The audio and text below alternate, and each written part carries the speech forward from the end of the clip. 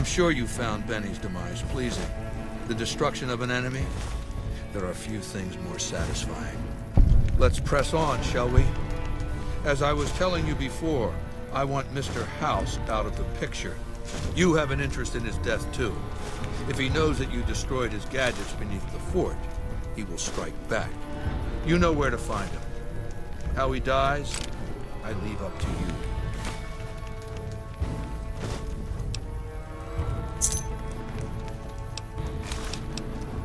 It's called an autodoc. As the name suggests, it's an automated physician, more or less. He can treat broken bones, cuts, punctures, scrapes. Sometimes I bestow its use upon someone I favor. Makes for a powerful gift in a culture that forbids painkillers and is largely ignorant of medical science. What did you want to know? My Praetorians embody the martial ideals of my legion. Each one of them has done enough conquering and killing to deserve the rank of Centurion. Instead, I invited them to join my guard. So the invitee chooses whichever current guard he thinks is weakest and challenges him. The fight is to the death. It keeps them from getting complacent. Lucius has been the head of my guard for 5 years now. He was a subordinate guard for 8 before that. No invitee has dared to challenge him yet. Maybe it's an issue of respect.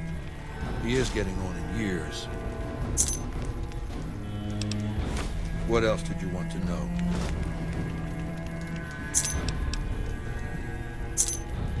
Vulpes is the best of my frumentari.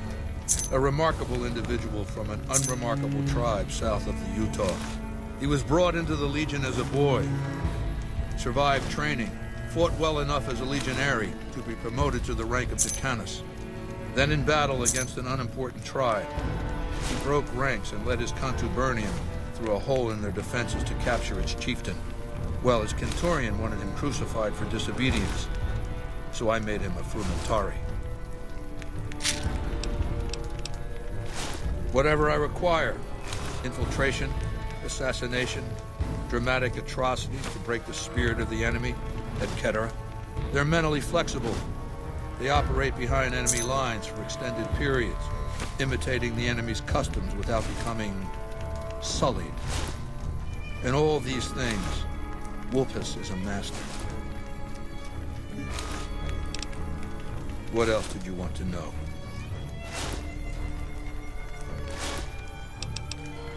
Linnaeus is the greatest of my battlefield commanders. Some might call him a great man, but I'm not sure he qualifies. Once, he was the greatest warrior of the Hydebarks, a tribe of the Arizona.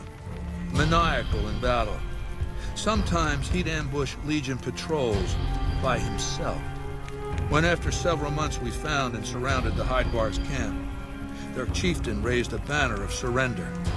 The warrior, who was not yet Linnaeus, went insane with rage. He struck down his chieftain and attacked his own tribe. He killed 15 before they brought him down. He didn't die, obviously. I had him tended to. He was maimed, most of his face torn off. It was days before he regained consciousness. When he did, I went to his bedside and showed him the helmet I'd had forged to cover his face. I said he could have it if he'd fight for me. He accepted, on condition that he be allowed to kill the surviving males of his tribe. I said, make it the adult males, and you have a deal. Linnaeus is savage. Savagely loyal, too, but only to me. He has no love for my legion. But this has its uses. He has no attachment to his men, no compunction about battlefield losses. All he cares about is destroying the enemy. When another legatus or a centurion fails to achieve results, I send Linnaeus to make things right. His first step is to beat the failed commander to death in front of his assembled troops. Then he orders the ritual of decimatio. It means decimation, but in ancient Rome the word had a very specific meaning, a punishment for cowardice. The legionaries are lined up in ranks. Every 10th man steps forward and is beaten to death by his brothers. It instills a certain robust obedience. Yes, this time my legionaries will be more frightened of the commander behind them than the enemy before them. There will be no failure this time, no retreat, no years of gathering slaves and resources for another assault. With Linnaeus to drive the legion forward, the dam will be taken. It will be our bridgehead across the Colorado. It's not going to happen again. That's all I have to say about it.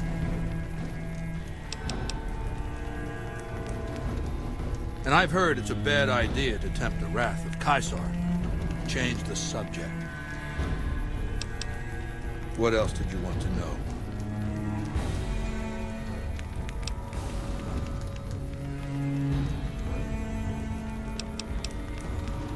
Ironically, I was born a profligate myself, a citizen of the NCR. My family lived not far from the Great Boneyard. After raiders killed my father, my mother sought the followers' protection. I was 2 years old. She found work at their library, cooking and cleaning. I learned how to read, and soon I was taking courses, free of charge. Oh yes, raised in that tradition. And the teaching stuck. I was taught it was my responsibility to bring the torch of knowledge to the wastes. I may have taken the torch part more literally than they intended. When I was 20, the followers sent me east to Grand Canyon. It was my first expedition. Just me and a physician named Calhoun. As an anthropologist and linguist, my assignment was to learn the dialects of the Grand Canyon tribes. What a fucking waste of time. If you think it's worthwhile to make smart people learn how to talk like backward savages, you're a follower of the apocalypse, or an idiot.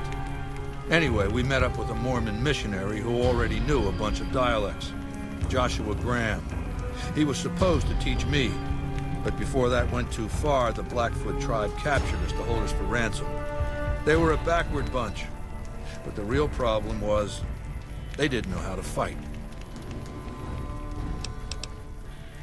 The Blackfoot were at war with 7 other tribes, each just as pissant as they were. But outnumbered like that, they weren't going to last long. It's one thing to be taken hostage, another to be lashed to a sinking ship. So over Calhoun's objections, I decided to take certain steps. I taught them how to use the guns they already had, how to strip and clean them, how to breathe when pulling a trigger, how to reload ammunition. They looked at me like I was some kind of a sorcerer. So I taught them how to make explosives and started drilling them on small unit tactics. If there's anything I learned as a follower of the apocalypse, it's that there's a lot of good information in old books. Divide et impera, divide and conquer. I led the Blackfoot against the Ridgers, their weakest enemy. When they refused to surrender, I ordered every man, woman, and child killed. When next we surrounded the Kaibabs, and they likewise refused, I took one of their envoys to the Ridgers' village and showed him the corpse piles. This was new for the tribes, you see. They played at war, raiding each other, a little rape and pillage here, a little ransoming there. I showed them total warfare. Like I said, there's a lot you can learn from old books. Kaibabs joined me, and the Fredonians after that. All the pissant tribes with names that should be forgotten. I knew from the start I'd need to eradicate this plague of tribal identities, replacing them with a monolithic culture, a uniform identity. So that's what I did once my confederation of tribes was large enough. I crowned myself Caesar and created a single great tribe, my legion. I sent Calhoun, the follower captured with me, back west with a message that I should not be interfered with. Joshua Graham, the Mormon interpreter, stayed with me and served as my first legatus. That's right. Decades of warfare, absorbing lesser tribes, gathering power, forging the dross into a vast, razor-sharp scythe. My Legion's expansion has never ceased. Much of the Utah and Colorado and all of Arizona and New Mexico are mine. We have cities of our own, but nothing compared to Vegas. Finally, my Legion will have its Rome. What else did you want to know? Do you want my opinion as a former citizen or future conqueror? Actually, my opinion's the same either way. As a young man, I was taught to venerate President Tandy of Shady Sands, the founding mother of the new California Republic. Did you know her presidency lasted 52 years? And that her father, Aradesh, was the Republic's first president? Does that sound like a democracy to you? Or a hereditary dictatorship? Because the council didn't dare oppose her. She was too popular. She had the people's love. So things ran smoothly, more or less. And as soon as she was gone, as soon as there really could be democracy, what happened then? Ever since losing its queen, the NCR has been weaker, more diffuse. Democracy has been its weakness, not its strength. Greed runs rampant. The government is corrupt, accepting bribes from Brahmin barons and landowners to the detriment of citizens. The NCR is a loose conglomerate of individuals looking out for themselves. It's lost virtue. No one cares about the collective, the greater good. It's not built to last. I'm just hastening the inevitable. Of course, the most powerful my Legion has faced. Also the first to which I am ideologically opposed. Until now, every tribe I've conquered has been so backwards and stunted, enslavement has been a gift bestowed upon them. My conquest of the Mojave will be a glorious triumph, marking the transition of the Legion from a basically nomadic tribe to a genuine empire. Just as my namesake campaigned in Gaul before he crossed the Rubicon, so have I campaigned and will cross the Colorado. What else did you want to know? I know he's a coward, hiding behind an army of robots ensconced in that tower of his like a wizard in one of those Grognak comic books. Some say he's a man, others a machine. I don't care. He's in the way. What else did you want to know? I'll hand it to that piece of shit. He was determined. He used some kind of old-world stealth device to get across the river in a Legion boat. Seems the device ran out of juice once he got here, but he was dressed like a legionary. He was caught just outside the weather station. See, thing is, he didn't change his hairstyle. To go to all that effort and fail because you're too vain to mush your hair. He was brought before me along with the platinum chip. That's how I knew he wasn't some kind of profligate infiltrator. Benny tried to sell me a story, but Lucius has a way of coaxing the truth out of captives. Everything just comes spilling out. What else did you want to know? I've analyzed the region's tribes to determine how they might be useful. I may tell you more at a later time, if it suits me. What else did you want to know? I used Imperial Rome as the model for my Legion precisely because it was so foreign, so alien. I'd seen what had become of the NCR's attempts to emulate the culture of pre-war America, the infighting, the corruption. Rome was a highly militarized autocracy that effectively integrated the foreign cultures it conquered. It dedicated its citizens to something higher than themselves, to the idea of Rome itself. In Rome, I found a template for a society equal to the challenges of the post-apocalyptic world, a society that could and would survive, a society that could prevent mankind from fracturing and destroying itself in this new world by establishing a new Pax Romana, It means a nationalist, imperialist, totalitarian, homogenous culture that obliterates the identity of every group it conquers. Long-term stability at all costs. The individual has no value beyond his utility to the state, whether as an instrument of war or production. No, I'll destroy it because it's inevitable that it be destroyed. It's Hegelian dialectics, not personal animosity. How do I put this basically? It's a philosophical theory, the kind you might encounter if you took time to read some books. The fundamental premise is to envision history as a sequence of dialectical conflicts.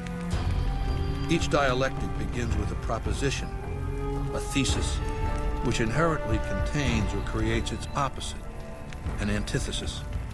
Thesis and antithesis. The conflict is inevitable, but the resolution of the conflict yields something new, a synthesis, eliminating the flaws in each, leaving behind common elements and ideas. The bombs wiped the slate clean. Human civilization descended to a level of ignorance that effectively set our cultural progress back to zero. The NCR has all the problems of the ancient Roman Republic: extreme bureaucracy, corruption, extensive senatorial infighting. Just as with the ancient Republic, it is natural that a military force should conquer and transform the NCR into a military dictatorship. Thesis and antithesis. The Colorado River is my Rubicon. The NCR Council will be eradicated, but the new synthesis will change the Legion as well, from a basically nomadic army to a standing military force that protects its citizens and the power of its dictator. What else did you want to know? What else did you want to know? What else then?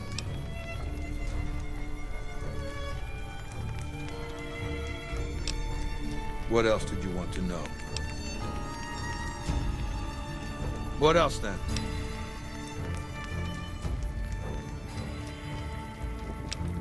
Complete your mission and return to me.